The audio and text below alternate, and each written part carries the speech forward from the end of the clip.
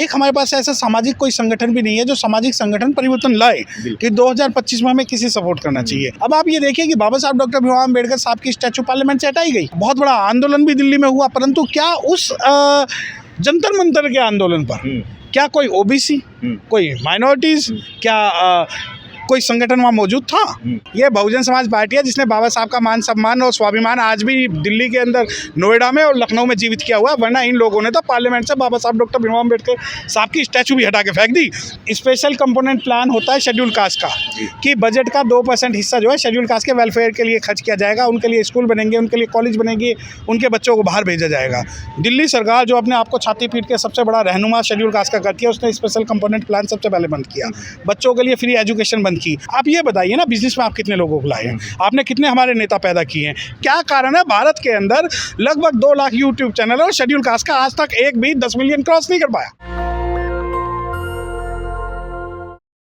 नमस्कार, आप देख रहे हैं नेशनल दस्तक। मैं हूं रंजय कुमार और आज हम आए हुए हैं राष्ट्रीय भागीदारी सम्मेलन में। जी हां, आपने बिल्कुल सही सुना, SC, ST, OBC और माइनॉरिटी को लेकर राष्ट्रीय भागीदारी सम्मेलन दिल्ली में हो रहा है और इसी मुद्दे पर बातचीत करने के लिए आज हमारे साथ मौजूद हैं सुप्रीम कोर्ट के वकील सत्य प्रकाश गौतम। सर, आपका स्वागत हमारे चैनल पर। थैंक यू, जय भीम।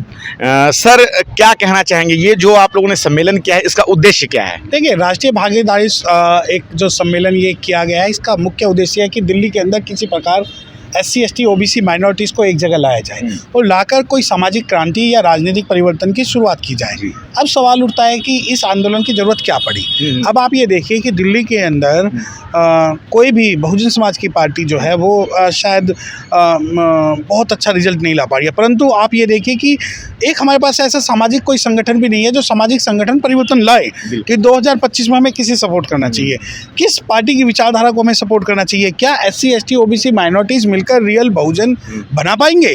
अब जब ये आंदोलन आज हो रहा है तो मेरा थोड़ा सा एक इसके अंदर सुझाव हमेशा से रहा है कि SC, ST, OBC माइनॉरिटीज़ का मतलब सिर्फ और सिर्फ आंदोलन नहीं है। SC, ST, OBC माइनॉरिटीज़ का मतलब है कि हमें आपस के जो सामाजिक आंदोलन है, सामाजिक मुद्दे, उस पर लड़ाई लड़नी चाहिए। अब आप ये देखिए कि बाबा साहब डॉक्टर भीमराव अम्बेडकर साहब की स्टैचू पार्लियामेंट से हटाई गई और एक बहुत बड़ा आंदोलन भी दिल्ली में हुआ, परंतु क्या उस जंतर मंतर के आंदोलन पर क्या कोई OBC, कोई माइनॉरिटीज़, क्या कोई संगठन वहाँ मौजूद था? हमें ऐसे मंच पे जब हम SC, ST, OBC माइनॉरिटीज़ को मिलाने की बात कर रहे हैं, मंच बनाने की बात कर रहे हैं, तो हमें ये समझना होगा कि अगर कोई शेड्यूल कास्ट की लड़की का रेप अगर कोई OBC या कोई माइनॉरिटीज़ कर रहा है तो क्या शेड्यूल कास्ट को उसे बहुजन मूवमेंट से जोड़ के देखना होगा या उसे शेड्यूल कास्ट के साथ खड़ा होना? आपको ये बात समझना होगा। हमें हवाई बातें कुछ नहीं करनी कि हवाई बातें ये है कि नहीं हम सबको साथ लेके चलेंगे। आप ये देखिए कि भारत के आधे से ज़्यादा राज्यों के अंदर आज OBC मुख्यमंत्री है, परंतु वहाँ क्या शेड्यूल कास्ट की स्थिति क्या है? आप समझ सकते हैं। आप माइनॉरिटीज़ के भी काफ़ी मजबूत लीडर्स हैं, क्या वो अनुसूचित जाति के मुद्दे पर बोलते हैं?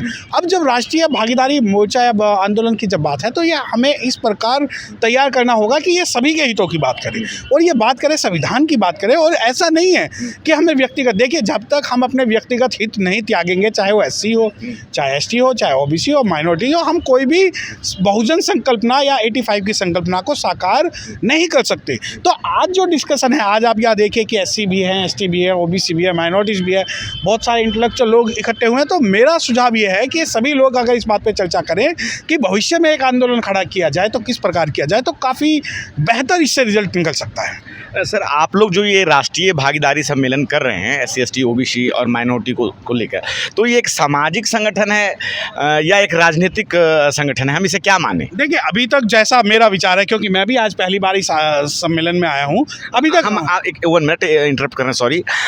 हम आपको बता दें, इसमें राजनीतिक बातें भी चल रही हैं, चुनाव में भाग लेने की बातें चल रही है, हम आपको बता दें। देखिए, मैं राजनीतिक रूप से, मैं व्यक्तिगत तौर पे मानता हूँ, मैं बहुजन समाज पार्टी का सिपाही हूँ और मैं किसी भी ऐसे संगठन में शामिल नहीं होऊंगा जिसका उद्देश्य बहुजन समाज पार्टी को कमजोर करना है।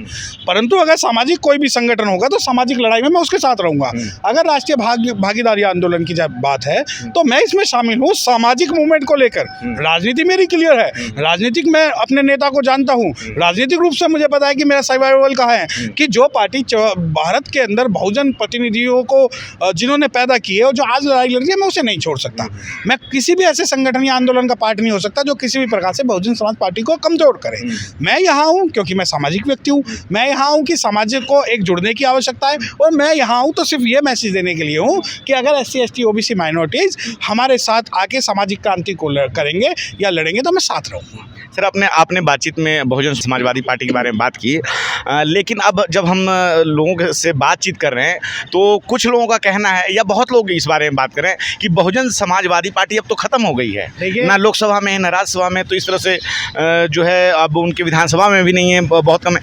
तो बोल रहे हैं कि अब ये पार्टी का जो है अस्तित्व जो है लगभग ख़त्म हो गया है, ऐसा कुछ लोगों का कहना है। क्या कहेंगे आप? देखिए, मैं आपको एक बात बिल्कुल क्लियर बता दूं, ये बहुजन समाज पार्टी जो है महापुरुषों की और विचारधारा की पार्टी है। अगर ये समझौता कर लेगी तो हो सकता है ये भी 35-36 सीट जीत ले, परंतु समझौता नहीं होगा। दूसरी बात, बहुजन समाज पार्टी, आप ये बताइए कि चाहे आज 0 पे खड़ी हो, क्या उसने बहुजन आइडियोलॉजी से कोई समझौता किया? मैं आपको बता दूं, कहने वाले तो बाबा साहब डॉक्टर भीमराव अम्बेडकर साहब को भी राजनीतिक रूप से असफल बताते थे। वो कहते थे नहीं जीत पाए कभी और ना ही जीतेंगे। तो क्या बाबा साहब डॉक्टर भीमराव अम्बेडकर साहब की जो राजनीतिक विचारधारा वो आज सक्सेसफुल हो पाई है? जो बाबा साहब डॉक्टर भीमराव अम्बेडकर साहब के वंशज है, जो बाबा साहब की पार्टी चला रहे हैं, उसमें 22 टुकड़े हो चुके हैं। आपके मतदाता ही आपके साथ नहीं है। नहीं, मैं उस आपके सवाल को जो करूँगा। दूसरी बात यह है कि जब साहब काशीराम ने मूवमेंट शुरू किया था, सबने कहा था नहीं, ये एक काउंसलर नहीं बना सकता, ये पंचायत अध्यक्ष नहीं जितवा सकता, ये CM क्या बनाएगा? 4 बार CM बना।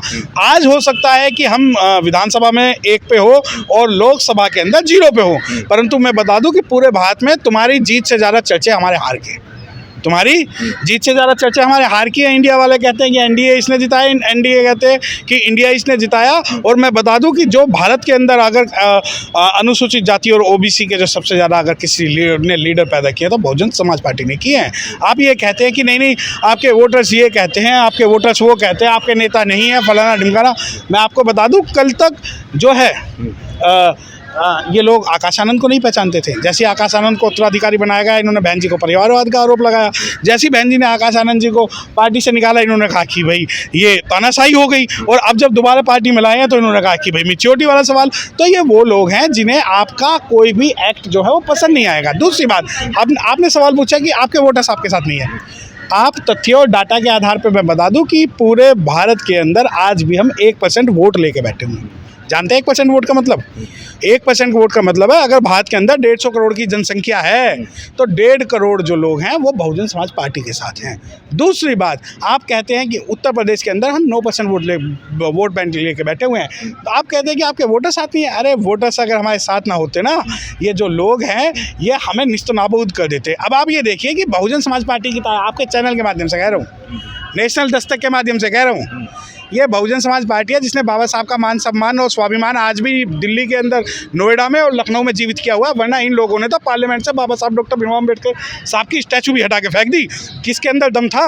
ये तो बहुजन समाज पार्टी के अंदर दम था। अगर उसका एक भी सांसद होता तो मैं बता रहा हूँ कि जिस दिन इन्होंने जय भीम का और संविधान की नोटंकी की थी उसी दिन पार्लियामेंट के अंदर हंगामा होता, परंतु वो नहीं हुआ। आप कहते हैं आपका वोटर हमारे साथ नहीं है। हमारे साथ चाहे वोटर ना हो, हमारे साथ चाहे सपोर्टर ना हो, हम चाहे राजनीतिक रूप से 0 रहे, लेकिन विचारधारा के साथ समझौता नहीं होगा। बाबा साहब डॉक्टर भीमराव अम्बेडकर साहब के विचारधारा पे कल भी चल रहे थे, आज भी हैं और हमेशा रहेंगे। चलिए, इसमें थोड़ी सी राजनीतिक बात आ गई थी, हम थोड़ा अपने संगठन की बात की ओर लौटेंगे कि पहले से भी कई संगठन हैं जो SC ST और OBC और माइनॉरिटीज़ के लिए काम कर रहे हैं, तो ऐसे में फिर इस संगठन की क्या ज़रूरत है? देखिए, मैं आपको एक डाटा और बता दूं, भारत के अंदर जितने शायद 2 लाख से ज़्यादा जो है SC ST OBC के संगठन है, वो सभी संगठन जो है अपने आप को सबसे बड़ा संगठन बताते हैं, परंतु राजनीतिक और सामाजिक रूप से पूरे भारत में अगर कोई राष्ट्रीय संगठन है तो बहुजन समाज पार्टी की और उस वाम से। दूसरी बात, संगठन बनते हैं, हमें लड़ाई लड़नी चाहिए, हमें जिंदा रहना चाहिए, उसूलों पे आँच आए तो टकराना जरूरी है, और अगर जिंदा है तो जिंदा नजर आना जरूरी है। अगर सामाजिक रूप से हमें लड़ाइयाँ लड़नी है तो ये एक टाइप के मिनी कैडर है। हो सकता है मैं इनकी कुछ बातों से सहमत ना हूँ, परंतु मैं यहाँ से कुछ सीख के जा रहा हूँ। हमारी नई पीढ़ियाँ, हमारे लोग जब जुड़ते हैं तो उनके अंदर एक पॉजिटिव एनर्जी होती है कि हाँ, हमें समाज के लिए कुछ करना है। वरना दिल्ली के अंदर भी 1.5-2 करोड़ जो है शेड्यूल कास्ट के लोग हैं, वो सभी अपने घर में AC में सो रहे हैं। तो आप जैसे लोग जो पसीने में यहाँ लथपथ हैं, यहाँ अंदर जो लोग बैठे हुए हैं, वो ऐसा नहीं है कि किसी किसी छोटे लालच के लिए, वो समाज के लिए हम खून पसीना बहा रहे हैं। तो हमारे यहाँ जो ये इस प्रकार के संगठन है, हमें लड़ना चाहिए, हमें यानी कि हमें संगठन ऑर्गेनाइज करने चाहिए और हमें डिबेट करनी चाहिए। हो सकता है विचारधारा से मैं गलत हूँ, आप गलत हो, परंतु हमें जुड़ने के लिए हमें डे बाय डे और जितना हो सकता है हमें ऐसे कैंप और जो संगठन सामाजिक रूप से तैयार करनी चाहिए। मैं अभी अंदर जब प्रेस हॉल में बैठा हुआ था तो सुन रहा था सभी लोग जो मंच पे बोल रहे हैं, तो मैं ये पूछना चाह रहा था कि जिस तरह से सरकारी योजनाएं चल रही हैं SC ST के लिए, OBC के लिए, माइनॉरिटीज़ के लिए, और देश में कई जो है सरकारी स्तर पे बड़ी बड़ी योजनाएं हैं, आप जान रहे हैं, तो क्या आपको नहीं लगता है कि वो ठीक ठाक चल रही हैं और अच्छा काम हो रहा है? देश में राष्ट्रपति जो हैं वो भी देखिए ST हैं, तो क्या आप ऐसा नहीं मानते कि इस तरह की चीज़ें बहुत ज़्यादा करके अपना समय एक तरह से ख़राब कर रहे हैं? पहले मैं आपको पत्रकारिता में एक बात बता दूं, आपने कहा SC ST की बहुत सारी योजनाएं चल रही हैं, तो आपको एक शब्द इसमें भूल गए कि SC ST की बहुत सारी योजनाएं कागजों पे चल रही हैं। किस पे चल रही हैं? कागजों पे चल रही हैं। यथार्थ में भारत के अंदर कोई भी SC ST की एक भी इम्प्लीमेंटेशन की योजना नहीं है। स्पेशल कंपोनेंट प्लान होता है शेड्यूल कास्ट का, कि बजट का 2% हिस्सा जो है शेड्यूल कास्ट के वेलफेयर के लिए खर्च किया जाएगा, उनके लिए स्कूल बनेंगे, उनके लिए कॉलेज बनेंगे, उनके बच्चों को बाहर भेजा जाएगा। दिल्ली सरकार जो अपने आप को छाती पीट के सबसे बड़ा रहनुमा शेड्यूल कास्ट का करती है, उसने स्पेशल कंपोनेंट प्लान सबसे पहले बंद किया, बच्चों के लिए फ्री एजुकेशन बंद की। और जब आप ये कहते हैं कि बहुत सारी योजना, आप मुझे बताइए ना कौन सी चल रही है। मैं आपको बता रहा हूँ, ओवरसीज स्टूडेंट एक्सचेंज योजना थी, वो बंद हो चुकी है। बच्चों के श्रेष्ठा के अंदर में एडमिशन होना होता है, उसमें नहीं हो रहा। पहले कोचिंग मिलती थी, वो नहीं हो रहा है। स्टूडेंट एक्सचेंज, महामाया स्कूल का नाम सुना है नोएडा उत्तर प्रदेश के अंदर, उसके आधे से ज़्यादा बच्चे को ये योजना थी कि उन्हें बाहर भेजा जाए पढ़ने के लिए। दूसरी चीज़, जितनी भी शेड्यूल कास्ट से संबंधित जो भी योजनाएं हैं, चाहे वो MSME के अंदर में हो, SMME के अंदर में हो, चाहे वो एंटरप्रेन्योर बनाने की हो, चाहे वो आप शिक्षा को लेकर, नहीं, शिक्षा स्वास्थ्य सबको पता है। मैं आपको एक बात बताऊँ, आप अगर फॉरेन मूवी देखते हैं तो वहाँ पर एक कॉन्सेप्ट चलता है, डाइवर्सिटी कॉन्सेप्ट। बिल्कुल, डाइवर्सिटी कॉन्सेप्ट का मतलब है कि अगर वाइट हीरो बचेगा तो एक ब्लैक हीरो भी बचेगा, दोनों नहीं मरेंगे। भारत के अंदर जो है, जो योजनाएं हैं, जो रिजर्वेशन है, हमें डाइवर्सिटी कॉन्सेप्ट चाहिए, हमें फिल्मों में भी चाहिए। तो क्या कारण है कि आज देखिए भारत के जो अधिकतर लोग हैं वो हम अपने समाज के, मैं बेसिकली अपने, वो ध्रुव राठी की बात करते हैं, और वो NDTV का एक वो है, क्या नाम है उसका, काफ़ी फेमस है, जिसे रवीश कुमार की बात करते हैं। मुझे नहीं पता, ना मैं उन्हें देखता, ना मैं उनका फॉलोअर बनाता, ना मैं उनकी बात करता, क्योंकि मुझे तो नेशनल दस्तक वाले अगर पूछेंगे तो मैं तो अगर जानूंगा तो शंभू को जानूंगा, मैं आपको जानूंगा, मैं आशीष को जानूंगा, मैं नहीं जानता उनको। ठीक है, तो ये डाइवर्सिटी कॉन्सेप्ट है। अब जब आप कहते हैं योजनाएं चल रही है, योजनाएं कागजों में चल रही हैं, आप ये बताइए ना, बिजनेस में आप कितने लोगों को लाए हैं, आपने कितने हमारे नेता पैदा किए हैं, कितने आपने हमारे इंटरप्रेन्योर पैदा किए हैं, कितने आपने यूट्यूबर पैदा किए हैं। जिस यूट्यूबर को आप ले जाते हैं उसे आप गालियाँ इतनी, तो सर यूट्यूबर पैदा तो सर अब समाज, अब सरकार तो पैदा करेगी नहीं। यूट्यूब सबके लिए खुला हुआ है, जो लोग खुद में योग्य हैं वो खुद यूट्यूब पे जाएंगे, इसमें सरकार क्या कर सकती है? देखिए, फिर मैं आपको कह रहा हूँ कि आपको रिसर्च करके एक एडवोकेट से बात करनी चाहिए। जब आप दुनिया भर के, जब आप सवाल पूछते हैं, मुझसे पूछते हैं, EVM पे उठाते हैं, तो आपके चैनल को ब्लॉक कर दिया जाता है, उसका मोनेटाइजेशन रोक दिया जाता है, आपकी सर्कुलेशन रीच कम कर दी जाती है। वो सिर्फ यूट्यूब के इशारे पे होती है और सरकार के इशारों पे होती है। क्या कारण है? भारत के अंदर लगभग 2 लाख यूट्यूब चैनल और शेड्यूल कास्ट का आज तक एक भी 10 मिलियन क्रॉस नहीं कर पाया। बताएं कि तो अगर आपको लगता है कि इंडिविजुअल कैपेसिटी में काम करें, जिस दिन मैं आपको 50 करोड़ रुपए की फंडिंग देकर आपका स्टूडियो बनवा दूंगा और स्पॉन्सरशिप देने लग जाऊंगा, तो उस दिन आप 100 मिलियन पार करेंगे और उस दिन आप पता लगेगा कि ये ध्रुव राठी कुछ नहीं है, ये रवीश कुमार वगैरह कुछ नहीं है। अगर कोई आएगा तो बहुजन समाज के यूट्यूबरों में से, चैनलों में से कोई आएगा। कितना है आपके पास? आप मुझे बताएं ना, कितना बड़ा स्टूडियो आपने खोला हुआ है, कितने आप स्पॉन्सरशिप आप ले रहे हो, कितने आप पेड प्रमोशन दे रहे हो, कितना आप खर्चा कर रहे हो। तो जब ये आप बात करते हैं, नहीं आप ये इंडिविजुअल है, इंडिविजुअल बात के अंदर कुछ नहीं है, सब ऑर्गेनाइज है, सब organise by the powerful person है। वो जिस दिन, मैं बता रहा हूँ कि जिस दिन नेशनल दस्तक बहुत बड़े लेवल पे चलना चाहेगा, तो नेशनल दस्तक के भी इन्होंने पहले भी पर काटे, पहले भी इन्होंने सब्सक्राइबर घटाए हैं, उस पर लिमिटेशंस लगाई हैं। तो ये जो वर्चुअल लड़ाई की आप बात कर रहे हैं, तो मैं, मुझसे बेहतर आप जानते हैं इस बारे में। सर, एक आखिरी सवाल, आपने अभी बातचीत के दौर में कहा कि कई संगठन हैं, 2 लाख संगठन हैं, तो आपको ऐसा नहीं लगता है कि कुछ दिग्भ्रमित हो जाएंगे जब दिल्ली शहर में ही बात करें तो कई सारे संगठन हैं, तो सभी अगर मिलकर एक साथ काम ना करें तो सभी कोई अलग दिशा में चला जाए, कोई अलग दिशा में चला जाए, क्या ऐसा नहीं हो सकता है? देखिए, ये मैं सामाजिक आंदोलन के काफ़ी, जब से मैं पैदा या जब से मैंने अपना संघर्ष सीखा है, मैं ये बात सुन रहा हूँ, पर आज तक ऐसा नहीं हो पाया। आज तक ऐसा नहीं हो पाया। सभी को एक पेड़ के नीचे तो आना है, सभी को एक पेड़ के नीचे तो आना है, मगर उसकी जड़ काट के आना है। समझ रहे हैं? एक संगठन तो बनाना है, लेकिन उन संगठनों का उद्देश्य क्या है? एक राजनीतिक पार्टी का विरोध करना है। संगठन का सामाजिक और राजनीतिक उद्देश्य नहीं है।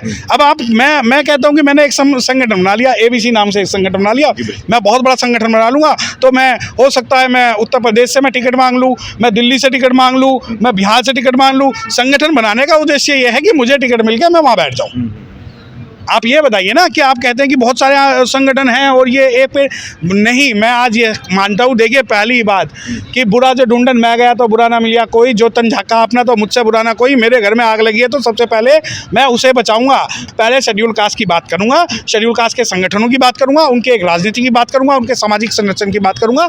बस एक सवाल ये है कि भारत के अंदर 2 लाख संगठन होने के बावजूद, राजनीतिक और सामाजिक संगठन होने के बावजूद, आप मुझे एक ऐसा राजनीतिक संगठन, एक ऐसा सामाजिक संगठन बना दो जिसने पूरा उत्तर प्रदेश को बाबा साहब, भगवान बुद्ध, साहू जी महाराज, फूले जी महाराज, सावित्रीबाई फूले के नाम से रोशन कर दिया। क्या ऐसा पॉसिबल है?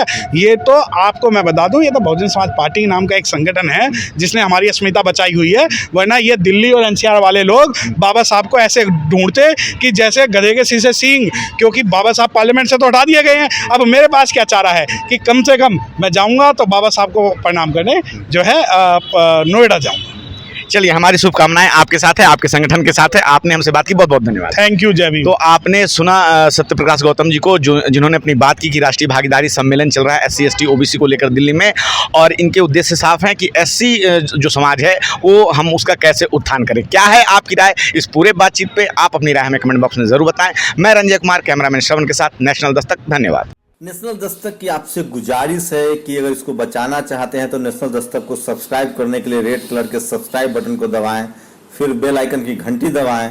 नेशनल दस्तक को बचाने के लिए बहुत जरूरी है कि हर खबर को शेयर करें, लाइक करें, कमेंट जरूर करें।